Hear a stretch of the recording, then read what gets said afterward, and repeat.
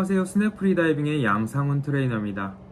오늘은 프리다이빙의 다양한 이론들에 대해서 배워보는 시간을 가지도록 하겠습니다. 프리다이버는 어떻게 그렇게 숨을 잘 참을 수 있는지에 대해서 배워볼 거고요. 프리다이빙에서 필요한 안전수칙과 기술들까지 배워보는 시간을 가지도록 하겠습니다. 이제 막 프리다이빙에 대해서 관심을 가지기 시작한 분들이라면 잠수풀에 가기 전에 이 영상을 꼭 보고 가시면 도움이 될 거니까 영상을 끝까지 시청해주세요. 프리다이빙은 한 번의 호흡으로 하는 수중 활동을 말합니다. 우리가 다이빙을 시작하기 전에 가장 걱정이 되는 점은 바로 숨을 참는 것에 대한 부담감일 거예요. 우리 평범한 사람들이 숨을 어느 정도 참을 수 있을까요? 30초, 1분, 등치가 큰 남성분들이라면 1분 조금 넘게도 숨을 참을 수 있을 거예요.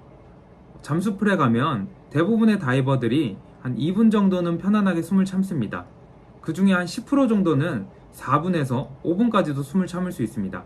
한국에서 제일 숨을 잘 참는 프리다이버는 한 번의 호흡으로 최대 10분까지도 숨을 참을 수 있습니다. 자, 어떻게 하면 우리 다이버가 이렇게 숨을 오래 참을 수 있는지에 대해서 한번 배워볼게요. 자, 우리 다이버는 세 가지의 과학적인 이유로 숨 참는 시간이 상당히 긴데요. 첫 번째로는 호흡법입니다. 우리는 호흡법만 잘해도 평범한 사람들보다 30%에서 2배 가까이도 숨 참는 시간이 길게 만들 수 있어요. 자, 우리가 막 이렇게 뛰어가다가 숨을 갑자기 팍 참으면 숨을 오래 참을 수가 없겠죠. 근데 가만히 있다가 숨을 참으면 그거보다는 숨 참는 시간이 조금 더 길어질 거예요. 이렇게 호흡법은 릴렉스를 유지한 상태에서 호흡을 충분히 하는 걸 말합니다. 자, 두 번째로는 포유류 잠수 반응이에요. 우리는 물 밖에서 숨 참는 것보다 물 안에서 숨 참는 시간이 훨씬 더 깁니다. 이게 대부분의 포유류들이 갖고 있는 포유류 잠수 반응이라는 것 때문입니다. 세 번째로는 이산화탄소에 대한 내성을 훈련했기 때문입니다. 자, 이제 하나씩 알아보도록 할게요. 자, 호흡만 잘해도 숨 참는 시간이 30% 정도 길어집니다. 이 호흡법에 대해서는 이따가 한번 배워보도록 하는 시간을 가지도록 할게요.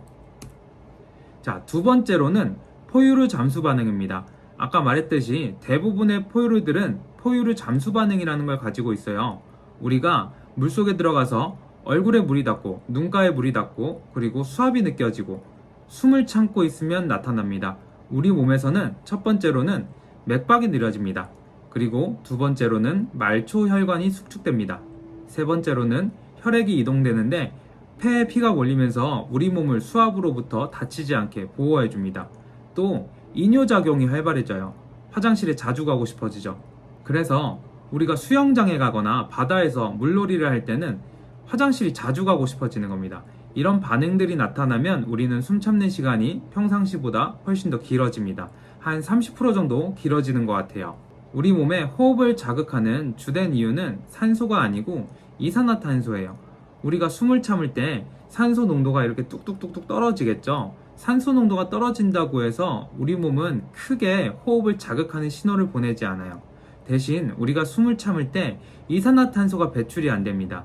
이산화탄소가 배출이 안 돼서 이게 점점 농도가 쌓여서 내 내성에 닿으면 호흡 충동이라는 알람이 발생하는데요. 사람마다 열감이 느껴질 수도 있고요. 침을 꼴깍꼴깍 삼키고 싶은 느낌이 들 수도 있습니다. 또 횡격막이 혼자서 딸꾹질하듯이 수축 반응할 수 있는데 이 반응을 호흡 충동, 컨트랙션 반응이라고 합니다. 호흡 충동의 주된 원인은 산소가 부족해서가 아니고 이산화탄소가 우리 몸에서 배출이 안 됐기 때문입니다. 이 이산화탄소에 대한 내성을 강화시키면 숨 참는 시간이 길고 편해지는 겁니다. 이산화탄소에 대한 내성을 강화시키는 방법은 다이빙을 자주 할수록 한 번 다이빙을 할 때마다 약간의 호흡 충동이 느껴질 때까지 숨을 참아주는 연습을 하면 우리는 이산화탄소에 대한 내성이 강화돼서 숨 참는 시간이 길고 편해지는 겁니다. 우리 프리다이버들은 이산화탄소에 대한 내성을 강화시키기 위해서 특별한 훈련을 하기도 하는데요. CO2 테이블이라는 훈련을 하기도 합니다. 이 훈련은 프리다이빙 과정, 중급 과정부터 배우기 시작합니다. 이런 훈련을 할 때는 반드시 버디와 함께 안전한 환경에서 트레이닝 해주셔야 합니다. 자, 이제 호흡법에 대해서 한번 배워보도록 하겠습니다. 프리다이빙에선 이런 말이 있어요. 기승전 릴렉스가 다다. 이런 말이 있는데요. 그만큼 릴렉스를 유지하는 게 중요합니다. 이 호흡법에서는 릴렉스를 유지하면서 호흡을 충분히 해주는 게 굉장히 중요합니다. 호흡법은 4가지 단계로 이루어져 있어요. 준비호흡, 최종호흡, 무호흡, 회복호흡입니다. 이 준비호흡은 우리가 숨을 참기 전에 릴렉스를 유지해주는 과정을 말합니다. 최종호흡은 우리가 잠수를 하기 전에 마지막으로 숨을 크게 한번 담는데 이걸 마지막으로 호흡을 한다 그래서 최종호흡이라고 합니다. 무호흡은 숨을 참는 걸 말하고요. 우리가 잠수 중에 숨을 참으면서 잠수를 할 건데 이때는 산소를 뱉지 않는 게 상당히 중요합니다. 우리가 무호흡 과정, 잠수 과정이 길어지면 호흡 충동, 컨트랙션을 느낄 수 있습니다. 이 반응은 아까 말씀드렸다시피 산소에 대한 반응이 아니에요. 이산화탄소에 대한 반응입니다. 이때 우리 몸은 산소가 많을 수도 있고요. 없을 수도 있습니다. 없을 때를 대비해서 우리는 수면에 올라가서 빠르게 산소를 회복시켜줘야 되는데요. 이걸 회복호흡이라고 합니다. 자, 이제 호흡법의 첫 번째인 준비호흡부터 배워볼게요. 준비호흡은 릴렉스를 유지하는 게 가장 중요합니다. 우리가 이렇게 막 뛰어가다가 갑자기 멈춰서 숨을 참으면 숨을 오래 못 참겠죠. 근데 우리가 이렇게 앉아서 릴렉스를 유지하고 있다가 숨을 참으면 훨씬 더 긴 시간을 숨을 참을 수 있을 거예요. 이 준비호흡에서는 그래서 릴렉스가 가장 중요한 겁니다. 자, 준비호흡은 편안하게 호흡을 하는데요. 자, 같이 편안하게 호흡하면서 들어볼게요. 우리 몸은 횡격막을 통한 복식 호흡할 때 우리 몸이 가장 빠르게 릴렉스 됩니다. 들이마실 때는 배를 부풀리고요. 내쉴 때 배를 조여줍니다. 들이마실 때 배를 부풀리고 내쉴 때 배를 조여주고. 자, 호흡을 할 때는 앞뒤로 30% 정도는 남겨줄 거예요. 너무 많이 내뱉거나 너무 많이 들이마시지 않을 겁니다. 횡격막을 통한 복식 호흡하면서 자, 우리는 날숨이 길어질 때 맥박이 느려집니다. 그래서 우리는 1대2 호흡이라는 걸 합니다. 1대2 호흡은 같은 양의 공기를 가지고 호흡을 할 때 1만큼의 시간으로 들이셨으면 2만큼의 시간으로 천천히 내뱉어주는 호흡을 말하는데요. 2초를 들이마셨으면 4초를 내뱉어줍니다. 그리고 3초를 들이마셨으면 6초를 내뱉어주는 거죠. 이렇게 들이마신 숨의 2배의 시간을 가지고 호흡을 내뱉어주는데 내뱉을 때 입모양을 이렇게 저항을 만들면 내뱉는 속도를 조절하기가 용이해집니다. 자, 이렇게 우리가 횡격막을 통한 복식호흡 1대2 호흡하면서 바디 스캔이라는 걸 해줄 거예요. 바디 스캔은 머릿속으로 흰 점을 하나 그려줍니다. 그 흰 점을 가지고 온몸의 근육들을 다 돌아다녀 볼 거예요. 자, 왼쪽 팔로 갈 때는 왼쪽 팔의 근육에 힘이 다 빠질 거고요. 그리고 오른쪽 팔로 흰 점이 갔을 때는 오른쪽 팔의 근육에 힘이 다 빠질 거예요. 온몸에 근육에 힘을 다 뺄 겁니다. 이 근육에 힘이 들어가 있는 부분은 산소를 사용하는 부분이고요. 이산화탄소를 만들어내고 있는 부분이니까 숨을 참는 데 방해가 되겠죠. 이렇게 약 2분에서 3분가량 준비호흡을 해줍니다. 자, 이제 두 번째 최종호흡입니다. 우리가 이제 릴렉스가 돼서 물속에 들어갈 준비가 됐어요. 준비호흡이 끝났습니다. 이제 마지막으로 호흡을 담고 잠수를 해줘야 되는데 이 마지막으로 호흡을 담는 걸 최종호흡이라고 한다 그랬어요. 최종호흡은 배, 가슴, 목 끝까지 공기를 차곡차곡 쌓아준다는 느낌으로 약 8초에서 15초가량의 시간을 충분히 들여서 해줍니다. 입모양을 조여주면서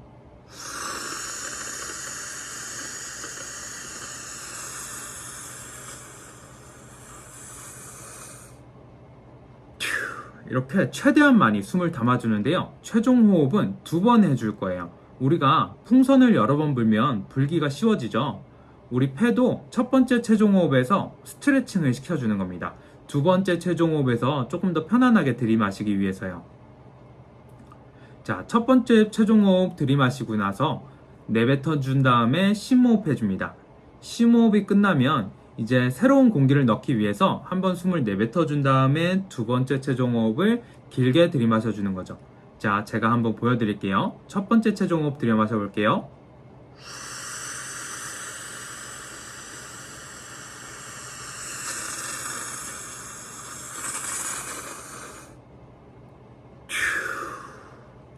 이제 심호흡합니다.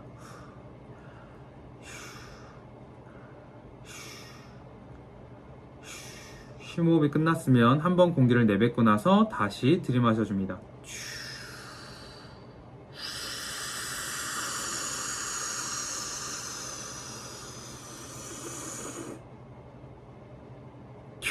이렇게 최종 호흡은 2번 해줍니다. 자, 최종 호흡을 하고 나서는 이제 숨을 가득 머금은 상태로 잠수를 합니다. 잠수를 해서 우리는 숨을 참을 거예요. 이걸 무호흡 단계라고 합니다.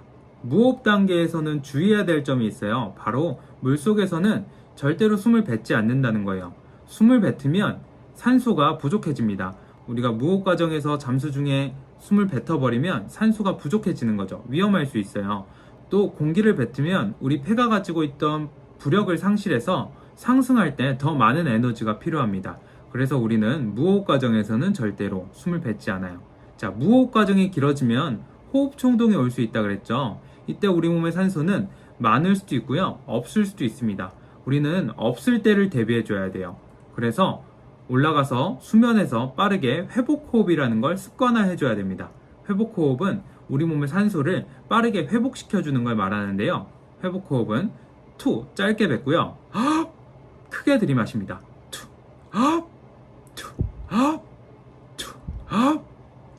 이렇게 투아웃 투아웃 투아웃 하면서 약 3회에서 6회 정도 회복 호흡을 해주는데요. 하흡 들이마시고 나서는 0.3초에서 0.5초간 숨을 참아줄 겁니다.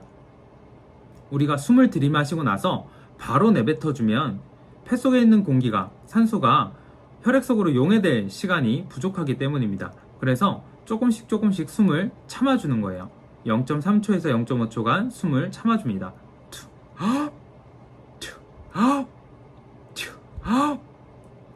이렇게 3회에서 6회 정도 회복 호흡을 한 다음엔 버디를 보고 I'm OK 사인을 줄 겁니다.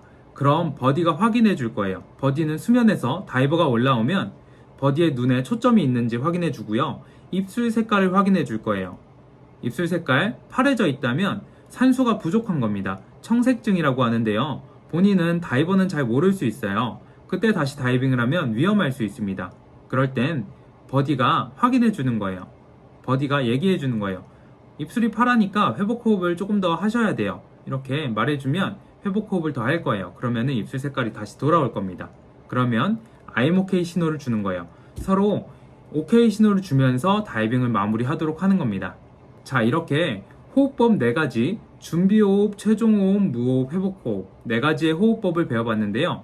호흡을 너무 과하게 하면 안 됩니다. 이걸 과호흡, 프리다이빙에선 초과호흡이라고 하는데요. 초과호흡을 하면 우리는 날숨에 이산화탄소가 빠져나가기 때문에 이산화탄소 농도가 낮아집니다.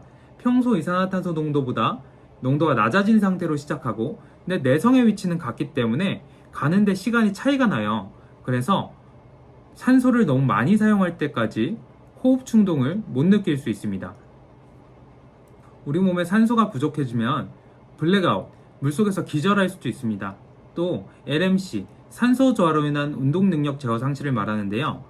우리가 몸에 산소가 부족해지면 뇌가 사용할 산소 양을 확보하기 위해서 우리 근육들을 경련시키거나 마비시킬 수 있어요. 이때 우리의 호흡근도 경련되기 때문에 호흡이 잘 안 됩니다. 수면에 나와서 몸을 떨면서 호흡을 못할 수 있거든요. 이때 버디가 있다면 3초에서 5초 내외로 LMC는 자가 회복을 합니다. 버디가 없다면 정말 위험할 수 있어요. 그래서 우리는 안전수칙을 지켜주면서 다이빙을 해줘야 합니다. 첫 번째로는 항상 버디와 함께 다이빙을 하는 거예요. 다이빙을 시작하기 전에 여러 명이라면 누가 누구의 버디인지 명확하게 지정을 하고 시작합니다. 내 안전을 지켜줄 사람은 버디밖에 없고요, 내 버디의 안전을 지켜줄 사람은 나밖에 없습니다. 그래서 다이빙 중에 버디가 화장실에 가거나 버디가 어디 있는지 모를 때는 절대로 다이빙을 하지 않습니다. 버디 시스템은 만약에 2명이서 다이빙을 한다면 1명만 내려가요. 1명은 수면에서 쫓아가면서 따라가 줄 거예요. 2명이서 같이 잠수하지 않는 이유는 1명이 위험에 처했을 때 내가 잠수 중이라서 호흡이 딸리면 적절한 도움을 주기가 힘들겠죠. 그러니까 1명은 수면, 1명은 잠수를 하고 다이버가 올라오면 회복 호흡하는 거 확인하고 회복이 다 되면 다음 사람 내려가고, 또 올라와서 회복하는 거 확인하고 다음 사람 내려가고, 이렇게 번갈아 가면서 다이빙을 해줘야 안전하게 다이빙을 할 수 있어요. 두 번째로는 회복 호흡을 정말 잘 해줘야 돼요. 대부분의 사고는 회복 호흡이 습관화되어 있다면 예방할 수 있습니다. 우리가 바다에서 가장 사고가 많이 날 수 있는 환경은 바다에서 사진 찍다가 영상 찍다가 일어날 수 있어요. 거북이 쫓아가면서 사진 찍고 올라와서 얼마나 궁금해요.